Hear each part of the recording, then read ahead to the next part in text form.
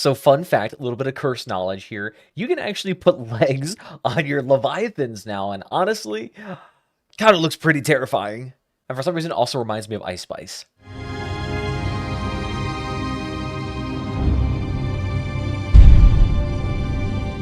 Alright, yep, time to put this beast away here, because I'm already taking way too much psychic damage from that. But welcome back, everybody. Today we're talking about those lovely robotic legs here that were released in the nice Next Step season.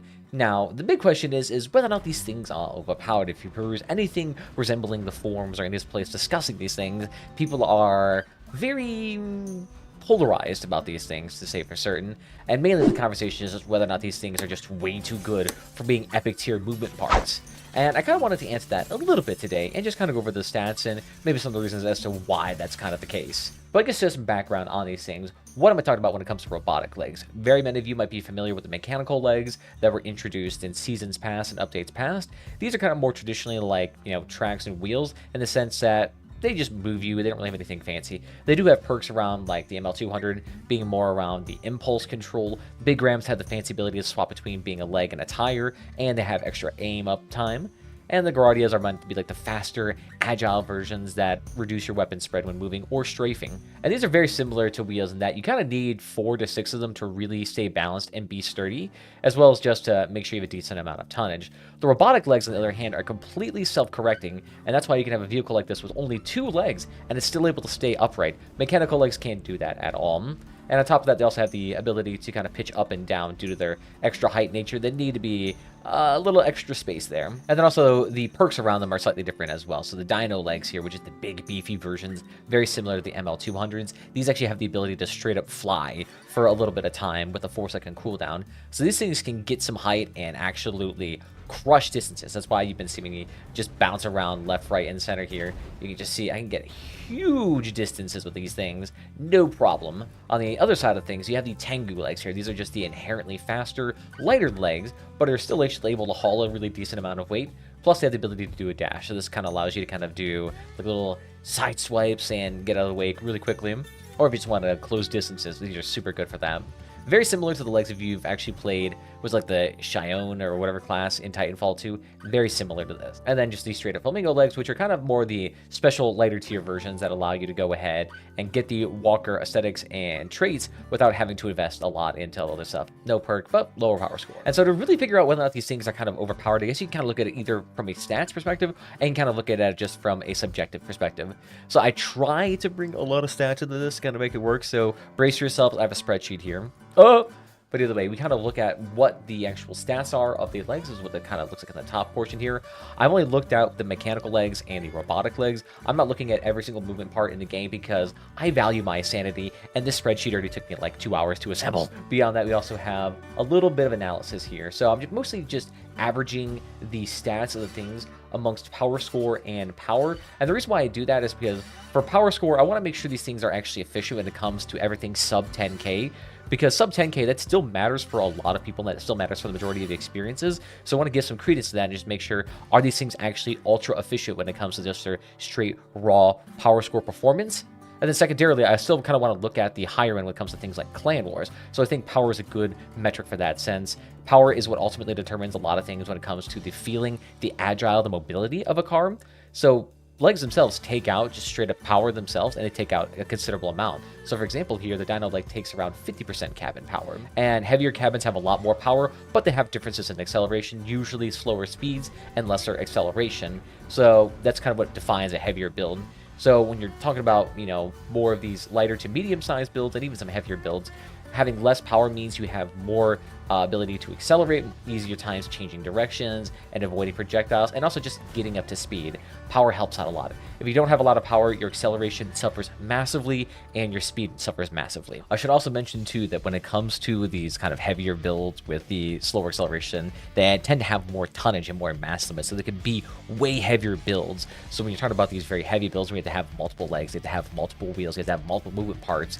Making sure that they don't consume a whole lot of power means that you can still maintain your very high weight, your very high durability, without becoming just like a walking brick. So that's kind of what I did that. So I looked at things like net tonnage, which is just the tonnage minus the mass, power, which is just the actual power the thing consumes, durability, average resistances, because resistances can matter a lot. Some of these parts have 50% contact resistance and some bullet resistance, so these things can be way more durable if you actually factor those into account. So we just kind of averaged them out, and then just did the same thing repeating for power.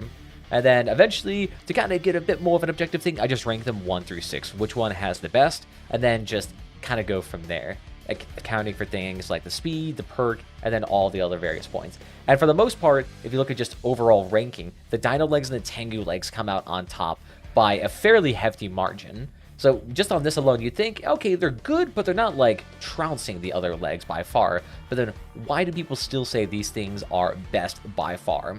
And I think, honestly, when it comes to it, it just has to deal with their perks. Because the perks of the legs are honestly just in their class of their own. Because they're just so mobility-focused that these things effectively have some of the best agility in the game. Which makes no sense, really. Because a build like this thing weighs 20,000 kilograms right now.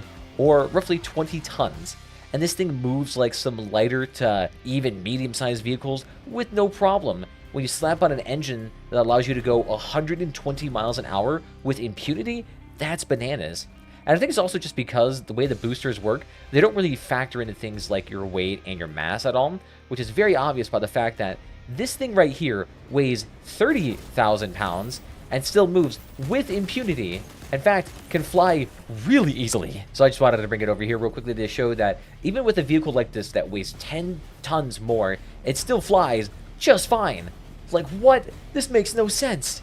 This thing is huge. It's long. It's goofy. Why is this flying so well? And imagine the same thing would happen if I slapped on the Tengu legs. Because you can see that the tonnage here is still, they got plenty of clearance. And on top of that, their inherent speed is just absolutely fantastic. The Dinos have 70 kilometers an hour. That is the faster than the light legs from the mechanical legs by 5 kilometers an hour. And considering that the Dinos are supposed to be more matching the ML200s, they trounce these things. They're 20 kilometers faster. That is a huge difference in speed, especially when you mix it with a booster that can make you go 120 kilometers an hour. Like, these things, not even in remotely the same class. And then if we talk about Tengus, it's not even a question anymore. 90 kilometers an hour. That is freaking unbelievable. And then slap in a dash that makes you go really quick and actually put you forward quite a bit of pace. And you might as well be building these things at like 100 to 120 kilometers an hour. Like, these things have the speed that rivals things like wheeled builds. And the Flamingo is kind of its own thing because that's kind of a special tier. Not worried about that. And the thing is too, what helps is that generally when you think about like two-legged builds, what comes to my mind is like, oh no, I don't have any redundancy. If my legs fall off, I'm kind of like already SOL. I'm done for. But the thing is, the durability on these parts is so much that you realistically don't even have to worry about like your build falling off. The durability of these things is 1,550 points with fairly decent high resistances. I mean, compared to the ML200, which only has roughly around 790 durability, this is nearly double that. So, and on top of that, cars like this, when you have parts that are this durable, once your legs actually fall off, your build is probably pretty much already done for, unless you got weirdly hit by like a boar build that took out your leg in one hit, or your frame died. So I think that's honestly what actually makes these things overpowered, is that their mobility in comparison to every other build, especially at similar power scores or similar weight, it's not even close. These things are just stupidly fast, stupidly durable, and they have fantastic perks. So I'm thinking if you actually wanted to make these things a bit more in line with everything else, I would say minimum, these things have to lose 10 kilometers an hour in speed, minimum, if not more. And on top of that, the perk either has to be reworked in some fashion. Like the Dino perk either has to be just like one activation and it gives you a small little hop. I feel like that would be way more balanced. And when it comes to the dash on the Tengu, the cooldown on this is way too generous. It needs to be like 6 to 8 seconds minimum, especially with its hilariously high speed. And honestly, I have no idea if the Flamingo is really that good because the power score and the perks around this are fairly well balanced. So I think honestly this one is pretty alright. But that's just kind of my thoughts on these parts. What do you guys think about it? Do you love the new robotic legs here? And do you think they need to be a little bit changed to be more in line with everything else on the epic tier? Let me know your thoughts down below. And on that, well, thank you all guys for watching. If you enjoyed what you've seen here, follow the platform is your favorite around that YouTube and the Twitch. Beyond that, we also have Twitter, Discord, and Blue Sky down below if you want to get notified whenever I go live, as well as join the community. But beyond that, guys, thank you all again. I'll see you guys next time. Bye-bye.